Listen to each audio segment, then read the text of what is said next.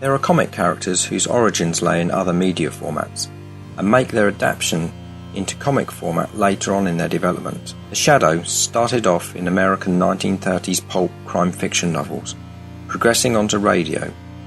Orson Welles voiced some of the early radio dramas. As was the era, a TV series soon followed with a host of early to mid-20th century B-movies. The Shadow's real name is Kent Allard and was a famed aviator who fought for the French during World War I. After the war, Allard switches his focus to the battle on crime. The Shadow also passes off under his alias Lamont Cranston and has a rather well-defined nose.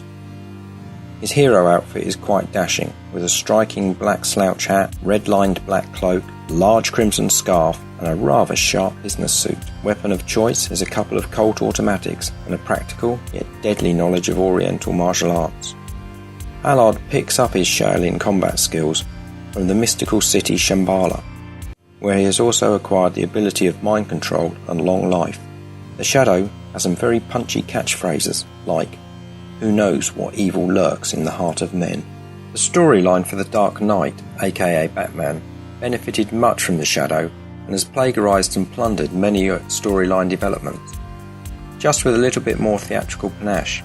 The Shadow started off in DC Detective Comics and ducks in and out of cameo and guest appearances in other superhero comics, and has even flirted with other comic labels like Marvel and Dark Horse. I started reading The Shadow in 1986 with the DC's graphic novel created by Howard Chaykin called Blood and Judgment. This 1980s relaunch rolled into a short comic miniseries with the righty Andy Helfer, and primarily drawn by Bill Sienkiewicz. But this was short-lived with a run of only 19 comics and a few specials. But what a run.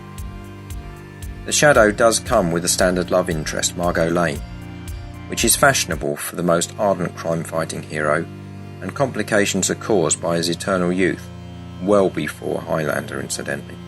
Please don't be put off by the 1994 Alex Baldwin film. This is well worth a retro peek, as The Shadow attracted creative heavyweights of the time, which forged interesting plot lines and image development of an already established character. Just remember, another Shadow catchphrase: the seed of crime bears bitter fruit.